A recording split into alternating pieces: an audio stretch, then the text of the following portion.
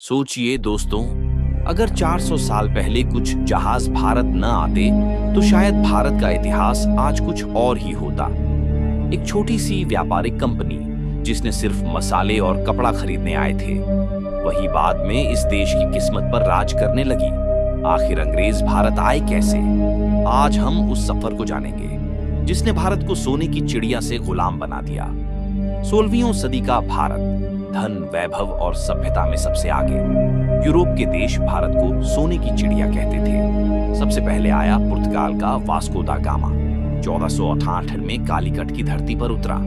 उसके बाद डच और फ्रांसीसी व्यापारी भी दौड़े चले आए। इसी दौड़ में शामिल हुए इंग्लैंड के लोग। उन्होंने 1600 में बनाई ईस्ट इंडिया कंपनी। उनका मकसद था व्यापार, सिर्फ व्यापार। लेकिन किसे पता था यही व्यापार एक दिन गुलामी की जंजीर बन जाएगा। 1608 सूरत का बंदरगाह ईस्ट इंडिया कंपनी का पहला जहाज भारत पहुंचता है। उस वक्त मुगल सम्राट जहांगीर की सत्ता थी। 1615 में सर थॉमस रो दरबार में आते हैं। जहांगीर उनसे प्रभावित होकर भारत में व्यापार की अनुमति देता है और यही था वो पल जब भारत की धरती पर अंग्रेजों के कदम जमने लगे। धीरे धीरे उन्होंने अपने गोदाम, किले और बस्तियां बनाई। मद्रास, बॉम्बे और कलकत्ता, जहां से उन्होंने पूरे हिंदुस्तान की दौलत खींचनी शुरू कर दी। अंग्रेज सिर्फ व्यापारी बनकर रहना नहीं चाहते थे। उन्होंने देखा भारत अमीर है लेकिन भारतीय राजाओं में एकता नहीं है। यही कमजोरी उनकी ताकत बन गई। उन्होंने छोटी छोटी सेनाएं बनाई, भारतीय सिपाहियों को अपने झंडे के नीचे खड़ा किया और फिर धीरे धीरे राजनीति में घुसपैठ शुरू कर दी।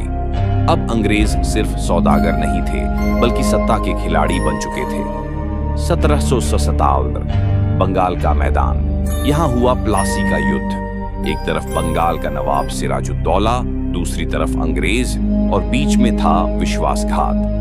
नवाब के सेनापति मीर जाफर ने अंग्रेजों से हाथ मिला लिया। नतीजा, सिराजुद्दौला हार गया और ईस्ट इंडिया कंपनी ने पहली बार किसी भारतीय प्रदेश पर कब्जा कर लिया।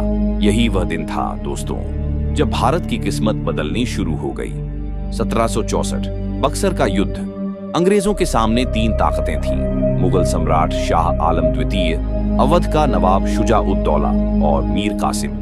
लेकिन नतीजा वही निकला, अंग्रेज जीत गए। 1765 में उन्हें मिला दीवानी हक, यानी बंगाल, बिहार और उड़ीसा से टैक्स वसूलने का अधिकार। अब अंग्रेजों के पास पैसा भी था और ताकत भी। यहीं से भारत पर उनका असली शासन शुरू हुआ। शुरुआत में भारत पर राज करती थी ईस्ट इंडिया कंपनी, लेकिन 1857 का विद्रोह, भारत के पहले स्वतंत्रता संग्राम ने सब हिला दिया।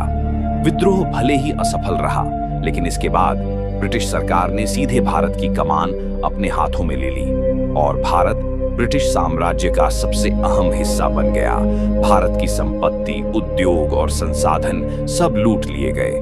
भारत की जनता गरीबी और गुलामी की जंजीरों में जकड़ दी गई। तो दोस्तों, ये थी कहानी कि कैसे अंग्रेज भारत आए छोटे से व्यापारी बनकर और फिर धीरे धीरे पूरे देश पर हावी हो गए। ये इतिहास हमें एक सबक देता है, अगर हम आपस में बंटे रहें तो कोई भी ताकत हमें गुलाम बना सकती है और अगर हम एकजुट रहें तो कोई भी ताकत हमें हरा नहीं सकती। भारत आजाद है, लेकिन यह कहानी हमें हमेशा याद दिलाती है हमारी असली ताकत हमारी एकता है।